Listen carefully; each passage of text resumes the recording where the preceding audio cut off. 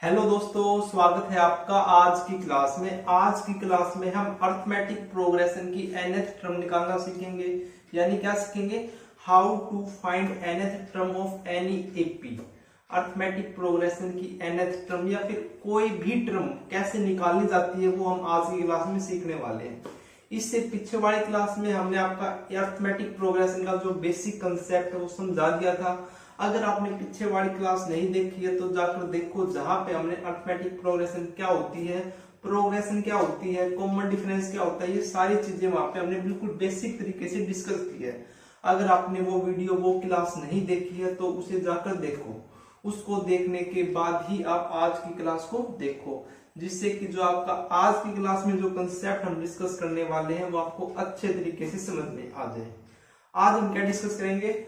nth term of AP. AP की nth term कैसे निकालते हैं, ठीक है। तो एक बार देख लेते हैं कि आपकी एपी क्या होती है, अर्थमेटिक प्रोग्रेशन क्या होता है, जो हमने पीछे वाली क्लास में सीखा था। क्या होता है? हर वो प्रोग्रेशन आपकी अर्थमेटिक प्रोग्रेशन होती है। क्या होती है? हर वो प्रोग्रेशन आपकी अर्थमेटिक प्रोग्रेशन होती है जिसमें जो कॉमन डिफरेंस है वो पूरी प्रोग्रेशन में सेम रहे। क्या आप समझे? हर वो प्रोग्रेशन आपकी अर्थमेटिक प्रोग्रेशन होती है जिसमें पूरी प्रोग्रेशन में जो कॉमन डिफरेंस है वो क्या रहे? सेम रहे, है ना। क्लियर है? कॉमन डिफरेंस क्या होता है? Difference between any two consecutive term. लगातार दो टर्मों का जो डिफरेंस है उसे क्या बोलते हैं? आपका कॉमन डिफरेंस बोलते हैं। क्लियर है यहां तक? तो आज की क्लास में हम सीखेंगे nth term of AP. AP की nth टर्म हम कैसे फाइंड कर सकते हैं। तो देखो भाई, सबसे पहले हम एक फॉर्म ले लेते हैं एपी की। क्या ले लेते हैं? Let a1 a2 a3 a4 up to an be any AP. जो ये सीक्वेंस है, जो ये प्रोग्रेशन है, ये क्या है? आपकी एपी है। इसकी आपको nth टर्म फाइंड करनी है। nth term an। nth term का मतलब समझते हो ना? an। जैसे मैं पूछता हूँ 5 टर्म 5th टर्म, तो हम क्या लिखते हैं? a5। 6 term a6, 50 term a50, है ना।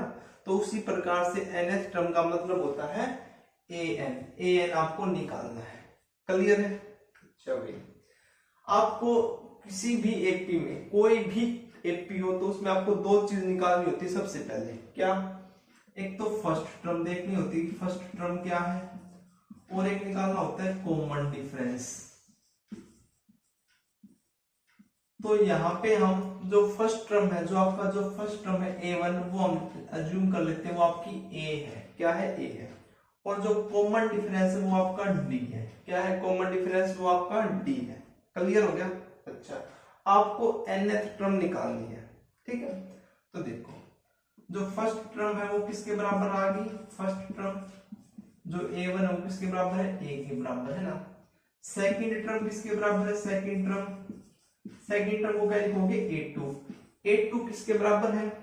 अगर आपने पीछे वाली क्लास देखी होगी जहां पे हमने अर्थमेटिक प्रोग्रेशन की आपको एक और डेफिनेशन बताई थी। क्या बताई थी? एक तो ये बताया था कि जिस प्रोग्रेशन में आपका कॉमन डिफरेंस सेम रहता है, सेम रहेगा पूरी प्रोग्रेशन में, उसे क्या बोलेंगे? अर्थमेटिक। और एक डेफिनेशन और बताई थी। वो क्या डेफिनेशन थी? कि जो आपकी अर्थमेटिक प्रोग्रेशन वो एक नंबर्स की सूची है, नंबर की लिस्ट है, जहां पर प्रत्येक टर्म को प्राप्त किया जाता है उससे पीछे वाली टर्म में कोई फिक्स्ड नंबर ऐड करके।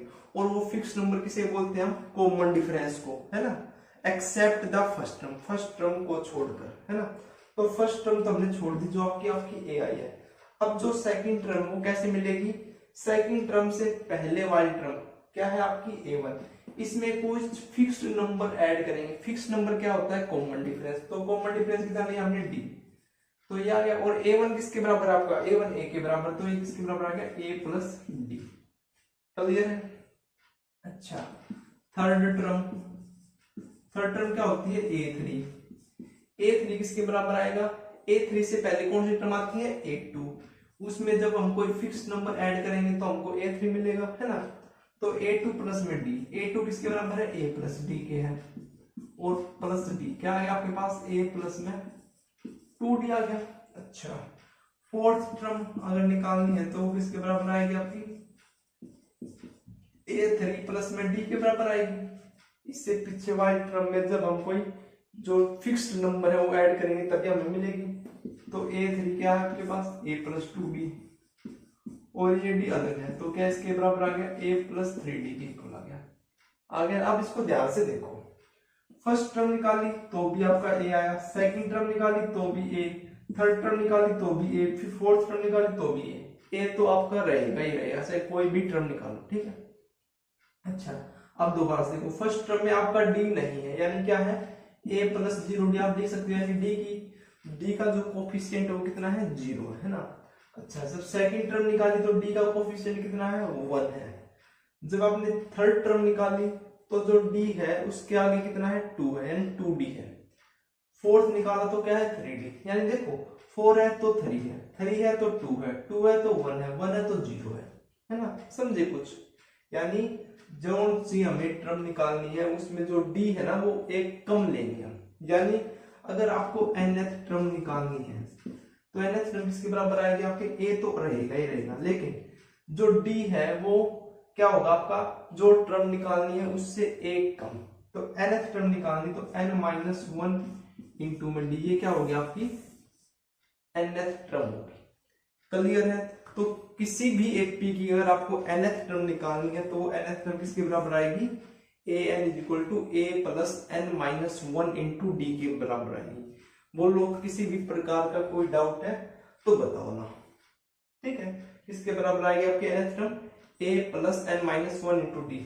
इसमें जो आपका a है ये क्या है फर्स्ट टर्म है, जो d है वो क्या है आपका कॉमन डिफरेंस है। क्लियर है। यानी अगर आपको a का पता है अगर d का पता है तो आप nth टर्म निकाल सकते हो। क्लियर है। अब आगे देखो, तो nth टर्म किसके बराबर आ गई भैया, nth टर्म an किसके बराबर आ गई a प्लस में n माइनस का 1 इंटू में d। ये आपको याद रखना है, याद भी नहीं रखने की जरूरत, आपको समझना है यहाँ पे n है तो यहाँ पे n माइनस 1 होगा, ठीक है। अब देखो अगर आपसे जैसे A52 पूछे यानी 52 टर्म बताओ कि 52 टर्म क्या है, कैसे निकलेगी, तो कैसे निकलेगी n के स्थान पर क्या पुट कर दो 52, तो a प्लस में 52 माइनस का 1 इंटू में d किसके बराबर आ गया a प्लस में 51d है ना। तो a52 किसके बराबर आ गया a प्लस में 51d, यानी 52 से 1 लेस 51 और फिर d के साथ मल्टीप्लाई, ठीक है। आप ऐसे हर क्वेश्चन में निकालने की आवश्यकता नहीं है, आप इसको समझ लो।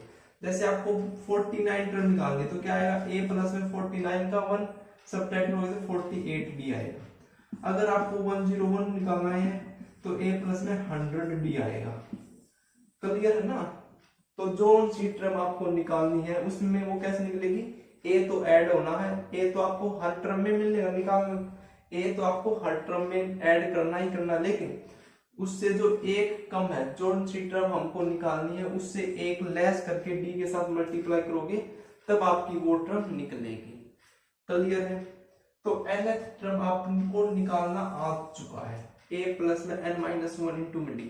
जो आपकी ये nth टर्म है इसको ही हम क्या बोलते हैं general term of AP, AP की जनरल टर्म भी इसको बोलते हैं। क्लियर है।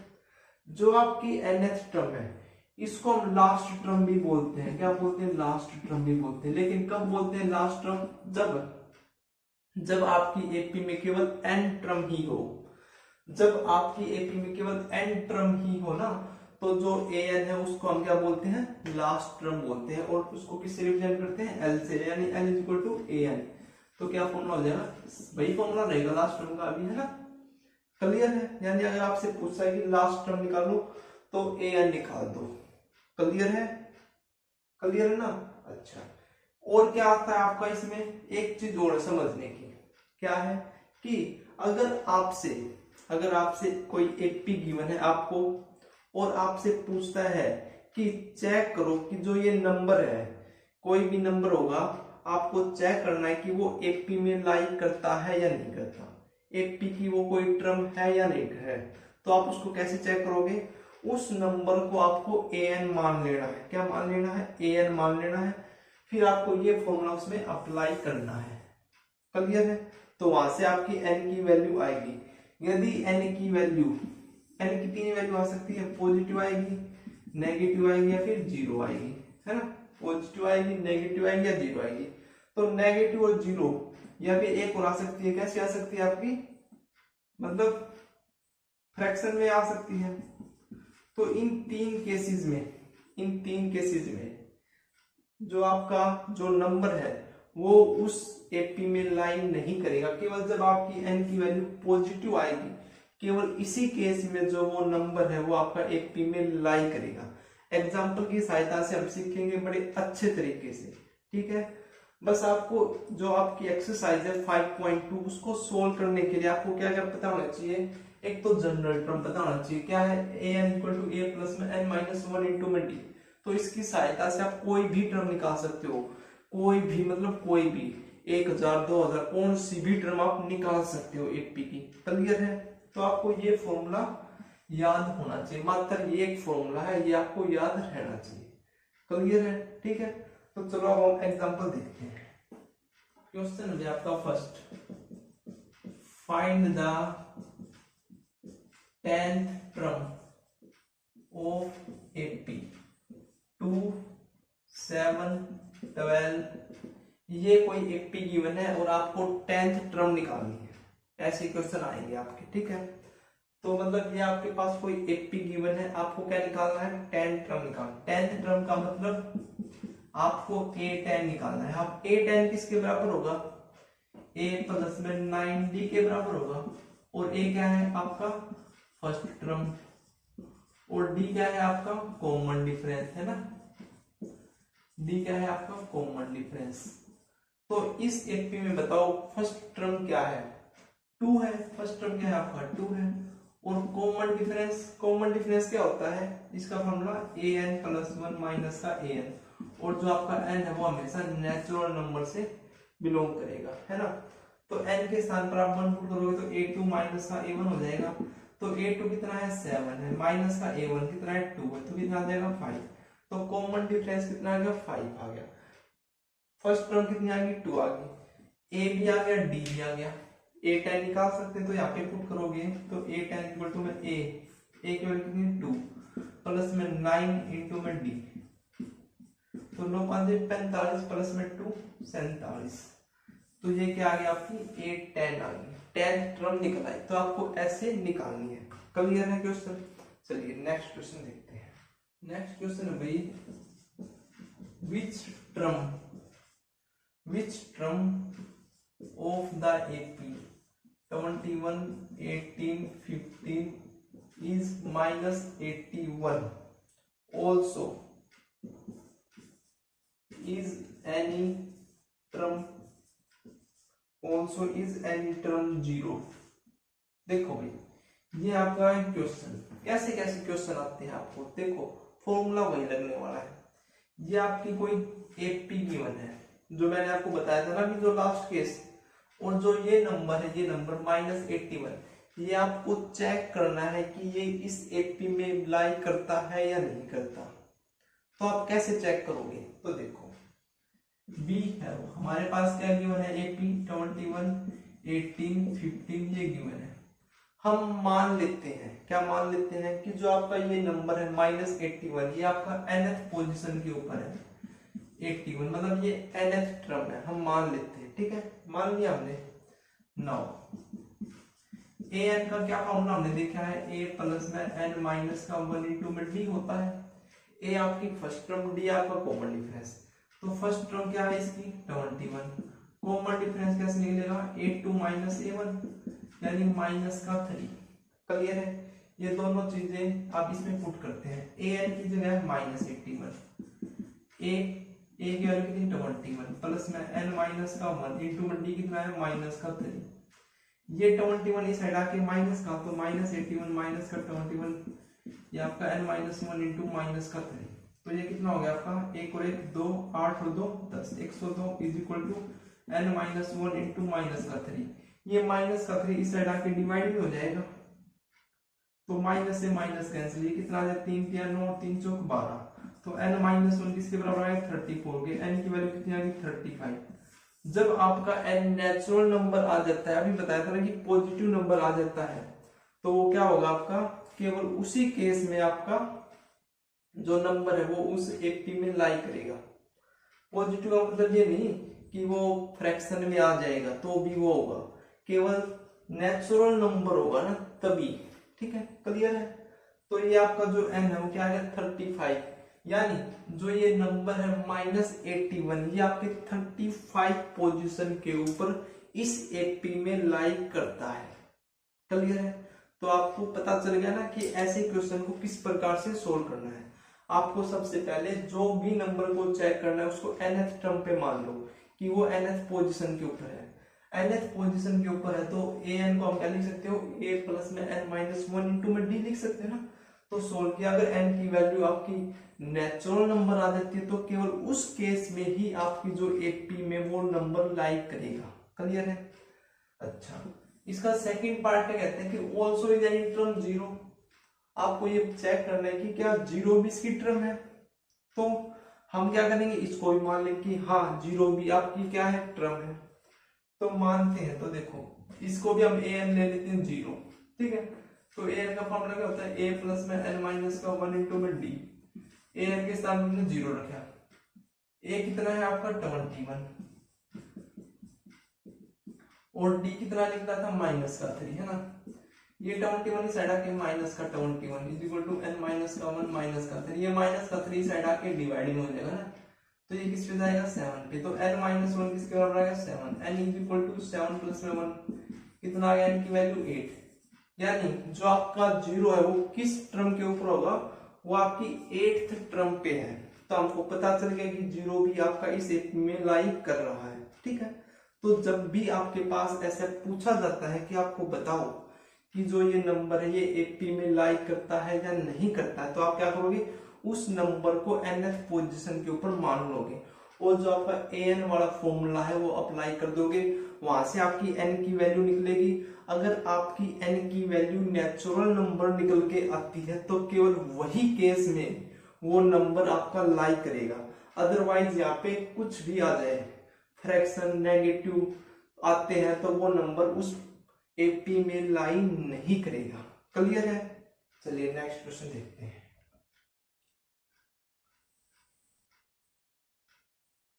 नेक्स्ट क्वेश्चन है भाई, determine the AP whose third term is 5 and seventh term is 9। ये भी आपका क्वेश्चन है। अब आपसे क्या दे दिया, थर्ड टर्म दे दी और सेवन टर्म दे दी, आपको एपी डिटरमाइन करनी है। क्या डिटरमाइन करनी है, एपी। तो हम लेट कर लेते हैं, late AP A1 A2 A3, ये हम लेट कर लेते हैं कि ये कोई आपकी एपी है। ठीक है। अच्छा, गिवन क्या है आपके पास, थर्ड टर्म है। क्या गिवन है, थर्ड टर्म। थर्ड टर्म का मतलब A3, ये कितना गिवन है 5 है, और सेवंथ टर्म गिवन है। सेवंथ टर्म का मतलब A7, ये आपका कितना है 9। अब A3 को क्या लिख सकते हो आप, A3 को क्या लिख सकते हो, A प्लस में 2D है ना, A प्लस में 2D तो किसके बराबर आ गया 5 के। A7 को क्या लिख सकते हो, A प्लस में 6D, ये किसके बराबर आ गया 9। ये दो आपकी क्या बन गई, इक्वेशन बन गई pair of linear equation of two variables में, जहाँ पे आपका A और D क्या है, वेरिएबल है ना। तो दो वेरिएबल में ये क्या बन गया, आपकी लीनियर इक्वेशन बन गई, है ना। तो हमने थर्ड चैप्टर में सीख के आ चुके हैं कि एलिमिनेशन मेथड, सब्स्टिट्यूशन मेथड की सहायता से आप pair of linear equation of two variable वाली इक्वेशन को सोल्व कर सकते हैं। तो हम यहाँ पे एलिमिनेशन मेथड लगाते हैं, यानी हम A को एलिमिनेट कराते हैं सबसे पहले, तो माइनस हो जाएगा, तो ये कैंसिल, 2D से माइनस करोगे तो माइनस 4D बचेगा, और यहाँ से माइनस का 4, तो D की वैल्यू कितनी आ जाएगी 1, D की वैल्यू आ गई 1। अब क्या निकालना रह गया, A। किसी भी इक्वेशन पुट कर देते, चलो फर्स्ट इक्वेशन पुट कर देते हैं, तो A प्लस में D की जगह 1, तो 2 इंटू में 1 2 इज इक्वल टू 5, तो A की वैल्यू कितनी आ गई आपकी 3। तो A की वैल्यू तो 3 आ गई और D की वैल्यू कितनी आ गई 1, यानी आपकी जो फर्स्ट टर्म है वो क्या आ गई 3, और जो कॉमन डिफरेंस वो कितना आ गया 4। तो 3 से जो नेक्स्ट टर्म वो क्या होगी, 3 में 1 ऐड कर देंगे 4, 4 में 1 ऐड कर देंगे 5 6 7 8 9, ये आपकी क्या होगी एपी होगी ना। देखो अब क्या किया था, थर्ड टर्म 5, थर्ड टर्म 5 और सेवंथ टर्म 1 2 3 4 5 6 7 टर्म 9 आ गई ना। तो आपको ऐसे क्या करना है, निकालना है। हर क्वेश्चन में आपको फर्स्ट टर्म और कॉमन डिफरेंस तो निकालना ही है। अगर क्वेश्चन में गिवन नहीं है तो आपके पास कोई ना कोई ऐसी कंडीशन क्वेश्चन में गिवन होगी जहां से आपको कॉमन डिफरेंस या फर्स्ट टर्म का पता चलेगा। क्लियर है। यहाँ पे आपके पास दो टर्म दे दी तो वहां से हमने ए और डी की वैल्यू निकाल दी और आपसे पूछा था कि आप एक पी बनाओ। तो एक पी कैसे बनती है आपको पता है ना। जैसे आपकी फर्स्ट टर्म 3 आ गई, अब कॉमन डिफरेंस है 1, तो 3 में 1 ऐड करेंगे तो 4, 4 में 1 5, 5 में 1 6, ऐसे करके आपकी एक पी बनती है ना। क्लियर है। चलिए नेक्स्ट क्वेश्चन देखते हैं हम। नेक्स्ट क्वेश्चन है भाई, check whether 301 is a term of AP 5 11 17 23।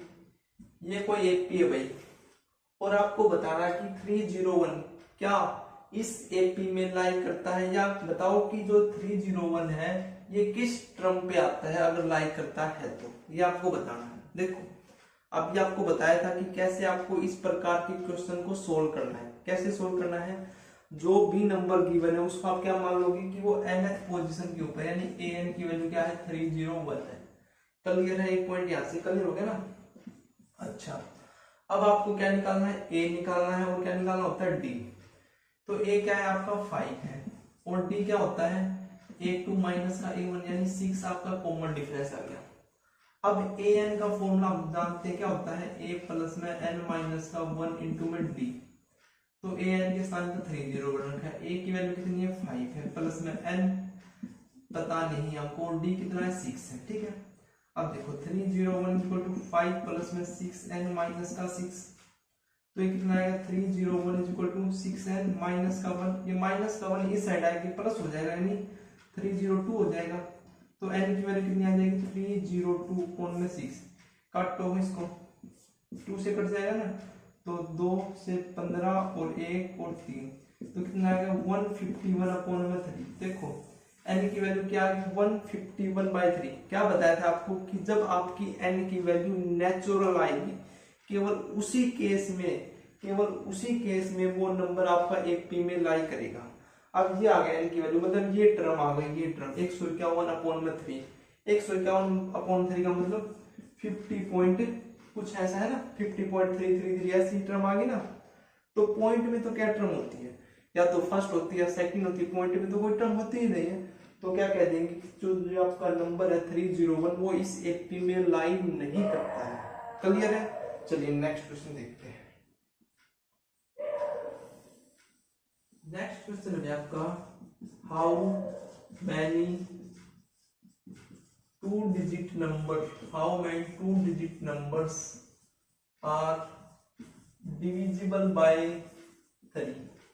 देखो भाई ये क्वेश्चन है, अगर आपने अरिथमेटिक प्रोग्रेशन नहीं भी पढ़ा है तब भी आप इस क्वेश्चन को कर सकते हो, लेकिन जब आपने एपी पढ़ लिया है तो उसके माध्यम से, उसके मेथड से कैसे आप इस क्वेश्चन को सोल्व करोगे ये आपको समझना है।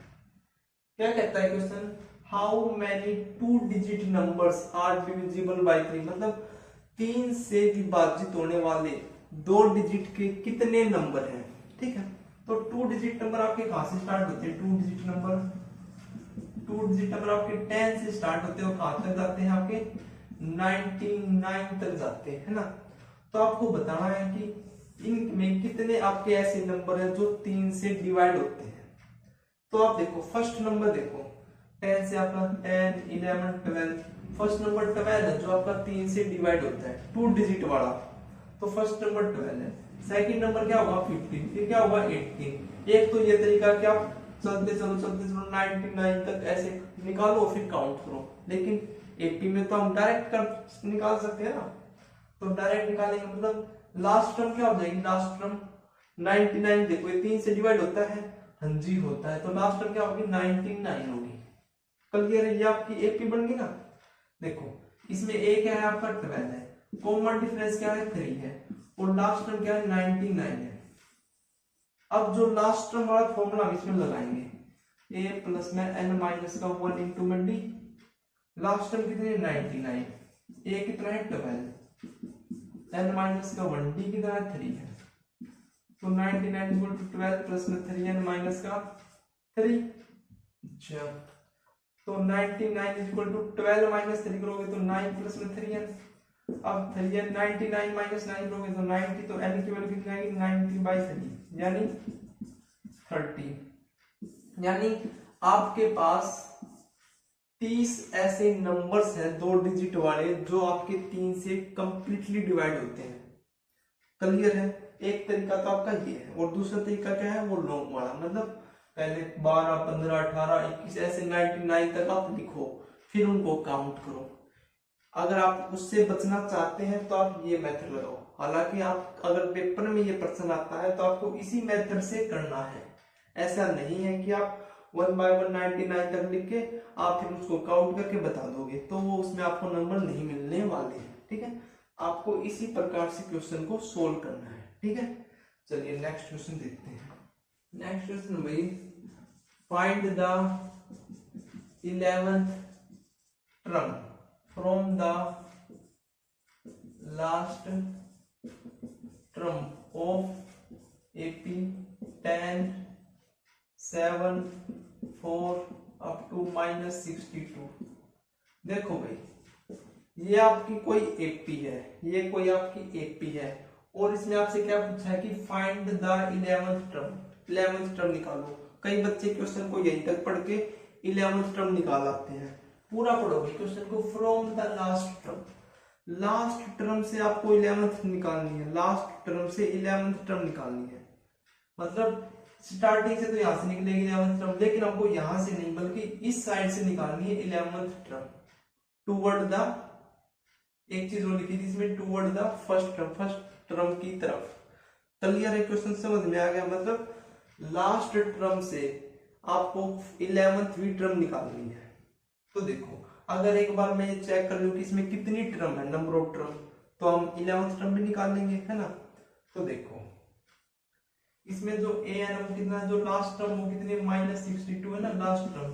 तो लास्ट टर्म का फॉर्मूला क्या होता है, ए प्लस में एन माइनस का 1 इंटू में डी, ये होता है ना। तो एल कितना है आपका -62, ए कितना है आपका 10 है, प्लस में एन माइनस का 1, और डी कितना है 7 माइनस 10 यानी माइनस का 3 है ना। ये 10 आपका इस साइड आएगा तो -72 एन माइनस 1 इंटू माइनस का 3, ये -3 आपका इस साइड आएगा तो डिवाइड में, तो ये 24 पे जाएगा, तो n माइनस का 1, n की वैल्यू कितनी आएगी 25, यानी इस एपी में आपकी कितनी टर्म है 25 टर्म है। कितनी टर्म है 25 टर्म। लेकिन आपको यहां से 25th टर्म से स्टार्ट करके 11वीं टर्म निकालनी है। यानी देखो समझो क्वेश्चन, जैसे 1 2 3 4 5 6 7 8 9 10 11 12 13 14 15 16 17 18 19 20 21 22 23 24 25, ये आपकी 25 टर्म है इस एपी में। आपको लास्ट टर्म से लेके 11th टर्म निकालनी है।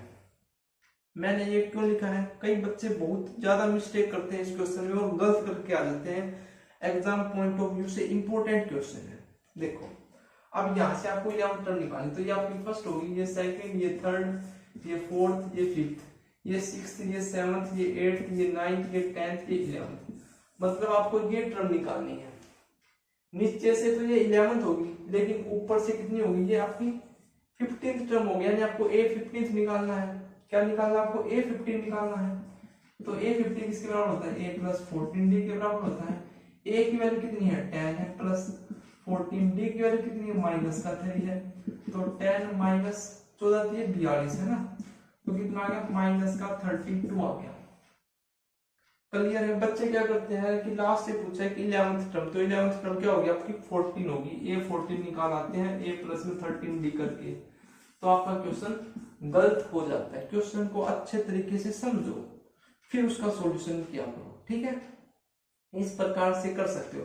इसका एक तरीका और भी हो सकता है, क्या हो सकता है कि जो आपकी एपी है ना, अब तो देखो ऐसे लिखी हुई है, अब आप इसको रिवर्स करके भी लिख सकते हो। कैसे लिख सकते हो कि जो लास्ट टर्म उसको फर्स्ट टर्म मानते हो -62, इससे पीछे वाली टर्म क्या होगी, आपका कॉमन डिफरेंस कितना है -3 है, तो इससे पीछे वाली टर्म क्या होगी आपकी -59 होगी, फिर -56 हो गया, ऐसे ऐसे चल के कहां तक जाएगा ये आपका 4, 7 और 10 तक जाएगा, है ना।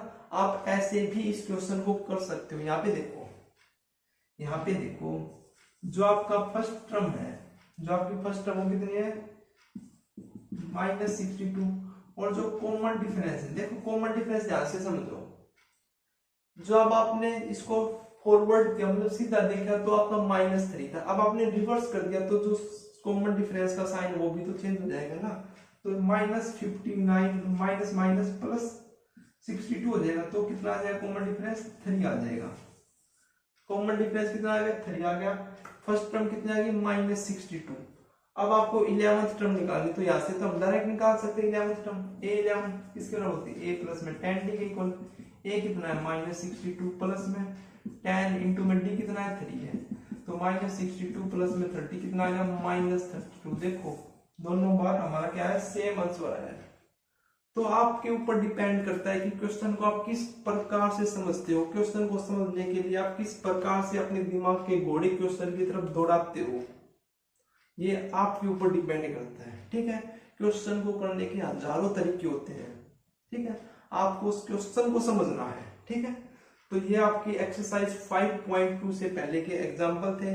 अगर आपको इन एग्जाम्पल में किसी भी प्रकार का कोई भी डाउट है, कोई क्वेश्चन समझ में नहीं आया, तो आप कमेंट करके हमें जरूर बताएं। मिलते हैं नेक्स्ट वीडियो में एक्सरसाइज 5.2 के साथ। ठीक है, थैंक यू।